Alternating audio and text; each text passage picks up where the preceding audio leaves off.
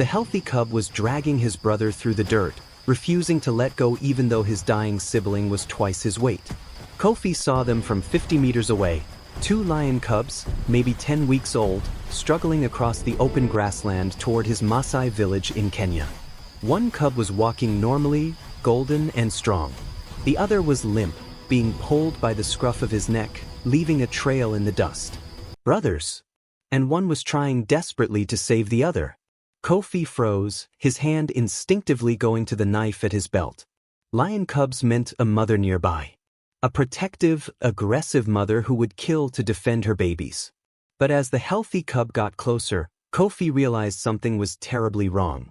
The cub pulling his brother wasn't running away from something. He was running toward the village. Toward humans. Toward help.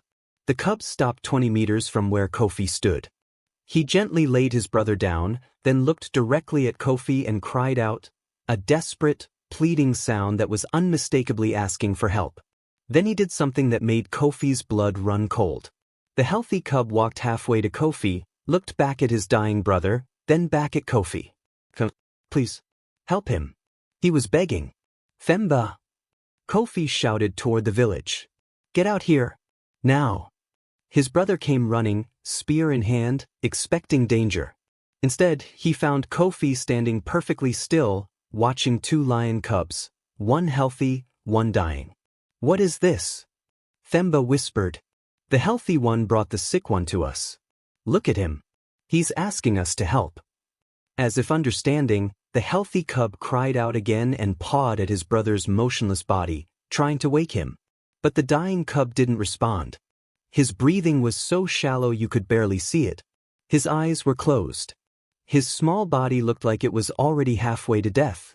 Kofi knelt down slowly, watching the healthy cub for any sign of aggression. The cub didn't attack. He stepped back, giving Kofi space, his eyes never leaving his brother. Kofi moved close enough to examine the dying cub. What he saw made his healer's instincts kick in immediately. The cub's belly was grotesquely swollen, not with fat, but with fluid. His gums were pale, almost white. His breathing was labored and wet-sounding. And when Kofi gently pressed on his abdomen, the cub whimpered in pain even in his semi-conscious state. Internal bleeding, Kofi said. Something attacked them. Kicked them maybe? Or they fell. This one has bleeding inside his belly. He's dying from it. Then let nature take its course, Themba said. Why would we? Because his brother asked, Kofi interrupted, pointing at the healthy cub who was watching them intently. Look at him. Really look. He walked probably kilometers, dragging his brother, refusing to give up, until he found someone who might help. You want to tell that cub we won't even try? Themba stared at his brother like he'd lost his mind.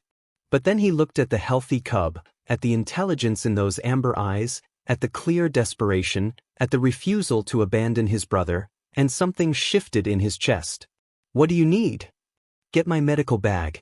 The large one. And bring grandmother Nalangu. If this cub is bleeding inside, I'm going to need her plant medicines. Fast. While Themba ran back to the village, Kofi knelt beside both cubs. The dying one lay motionless. The healthy one came closer, sniffed Kofi's hand carefully, then pressed his small head against Kofi's arm, a gesture of trust that was absolutely extraordinary for a wild lion cub. Your brother is lucky to have you, Kofi whispered. Not many would fight this hard. The cub made a soft chirping sound, the greeting lions give to family. Grandmother Nalangu arrived first, moving surprisingly fast for her 86 years. She took one look at the dying cub and immediately began issuing orders. He's bleeding inside. We need to stop the bleeding and reduce the swelling. Bring me yarrow root, witch hazel bark, and the red clay from the riverbank. Now. While others ran to gather supplies, Nalangu knelt beside the dying cub and placed her wrinkled hands on his swollen belly. She closed her eyes, feeling, sensing, reading what the cub's body was telling her. The bleeding is bad but not impossible. If we can stop it in the next hour, he might survive. After that. She didn't finish the sentence.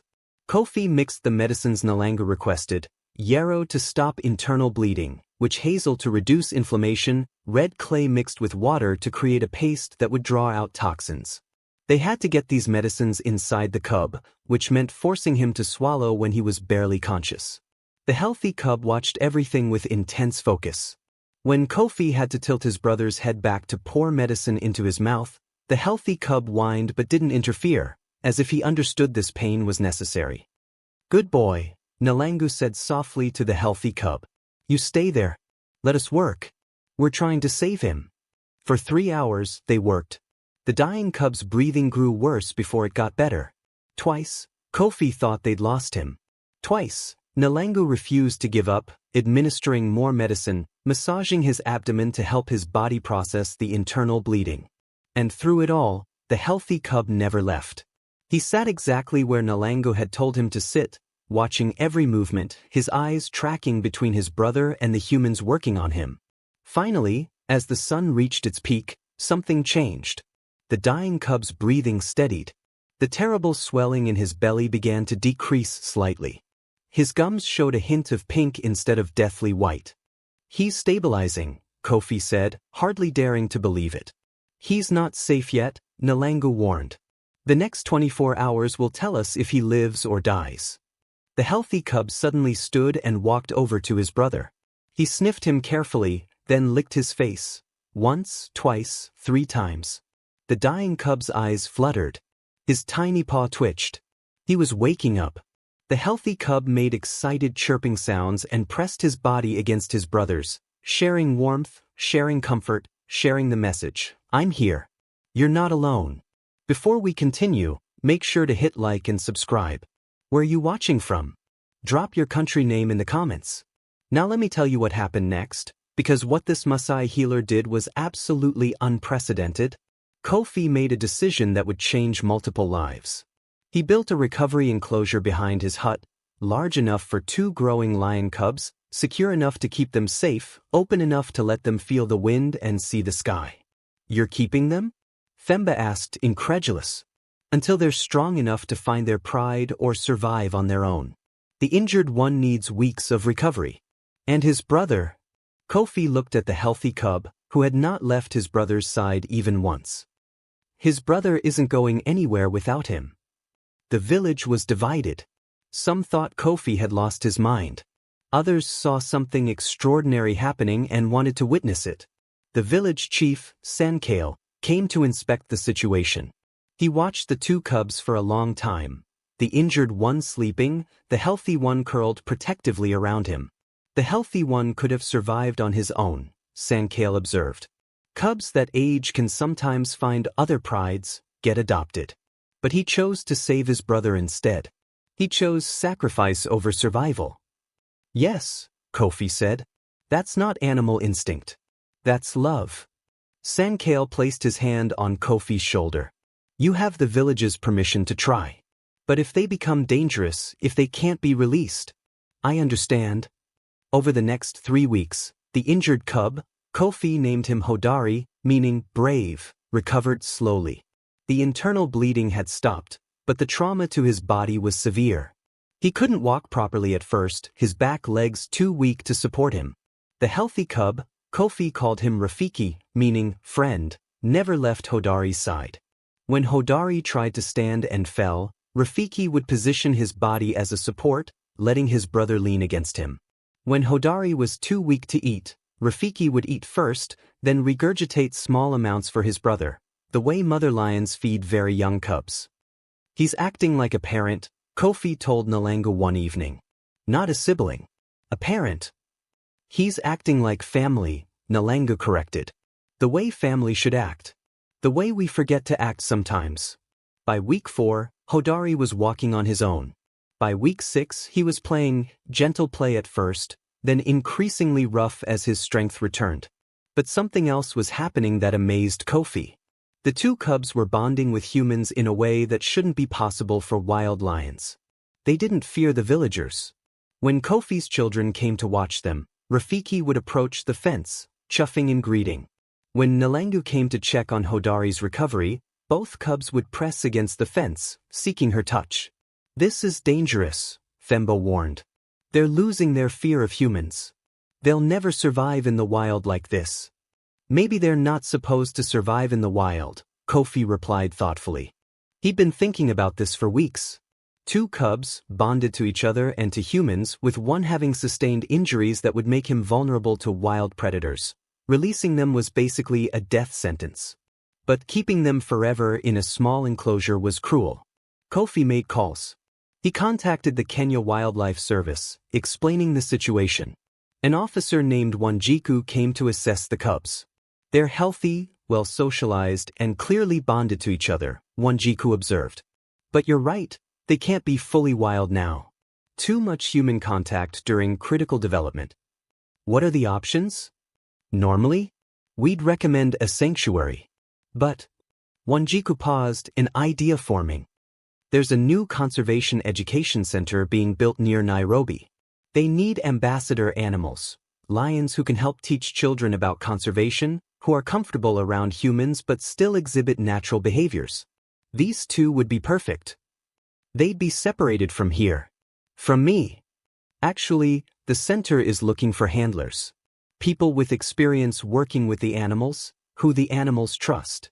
They're specifically recruiting from rural communities, people with traditional knowledge. She looked at Kofi. They'd hire you. You could come with the cubs, be their primary handler, teach others how to work with them. Kofi's mind raced. Leave his village? Take a job in the city? It seemed impossible. But then he looked at Rafiki and Hodari, playing together in the enclosure, alive because Kofi had chosen to help when everyone said it was pointless. Can I think about it? Take a week. Talk to your family. That night, Kofi sat with his wife Naomi and their 3 children, explaining the offer. The cubs saved each other, Kofi's daughter, 8-year-old Aisha, said. Now they need you to save them again by giving them a good home. But I'd have to leave the village. You'd have to come with me, leave everything you know. Naomi took his hand. We'd be together. And you'd be teaching children about conservation, about the bond between humans and animals. That's important work. His son, 12-year-old Kipchoge, spoke up. Father, you taught me that when an animal asks for help, we answer. Rafiki asked for help. You answered. Now they need help again. How can you say no? Kofi looked at his family, at their faces full of understanding, support, and love, and made his decision. 3 months later, Kofi and his family moved to the Conservation Education Center. Rafiki and Hodari had their own large enclosure, not a cage, but a habitat with trees, grass, rocks, and a pond. They could exhibit natural behaviors, but they were safe, cared for, and together. And twice a day, Kofi would enter their habitat for enrichment and bonding time. The 2 lions, now almost a year old and the size of adult humans, would immediately run to him, chuffing, rubbing against him, wrestling gently with him the way they'd wrestle with each other. Children would watch in awe. Aren't you scared? They'd ask. No, Kofi would reply. Because Rafiki and Hodari know me. They trust me. And I trust them. But I also respect them. I watch their body language, I understand their moods, and I never forget they're lions, not pets. Scientists came to study the brothers' relationship. What they found was remarkable. Rafiki and Hodari had one of the strongest documented bonds ever observed in lions. They did everything together, slept pressed against each other, would become distressed if separated even briefly. Rafiki's early experience of nearly losing his brother created a permanent attachment, one researcher explained. He fought so hard to save Hodari that the bond became unbreakable. This level of cooperation between male lions is extremely rare. But what amazed researchers most was what happened when Hodari got sick again at age 2. He developed a fever, became lethargic. The veterinary team was preparing to sedate him for examination when Rafiki did something extraordinary. He approached the veterinary team, something he'd never done before, as he was typically cautious around anyone except Kofi, and gently grabbed one vet's sleeve in his mouth. Not biting, just holding. Then he pulled, trying to lead her toward Hodari. He was asking for help. Just like he'd done as a cub. The team examined Hodari and found a serious infection that needed immediate treatment. They administered antibiotics, and within 48 hours, Hodari had recovered. Rafiki knew his brother was sick, the head veterinarian said, stunned. And he actively sought human help instead of trying to handle it himself or just staying close to Hodari. That's evidence of complex reasoning and memory. He remembered that humans helped before, so he asked for help again. The story went viral. International media covered the lion who saved his brother twice, first by dragging him to humans as a cub, then by seeking help when his brother was sick as an adult. But for Kofi, it was simpler. Rafiki loves his brother. Love makes you brave. Love makes you ask for help when you need it. Love makes you refuse to give up. Today, Rafiki and Hodari are 5 years old. They're the center's most popular residents, teaching thousands of children every year about conservation, about family bonds, about the complex emotional lives of animals. And every day, Kofi enters their habitat and spends time with the two brothers he helped save, one who refused to let his brother die, and one who survived because his brother wouldn't give up. If this story moved you, share it. Tell us in the comments, have you ever seen an animal show loyalty that left you speechless? Hit like and subscribe for more stories proving that family isn't about species, that love makes us brave enough to ask for help, and that sometimes the strongest bonds are forged in the desperate moments when we refuse to let go. Because somewhere near Nairobi, two lion brothers live together, safe and loved, because one refused to abandon the other, and one Maasai healer refused to turn away when asked for help. Sometimes the bravest thing we do is refuse to let go of those we love. Sometimes asking for help is the wisest choice. And sometimes the most unexpected miracles happen when different species choose to work together instead of staying apart.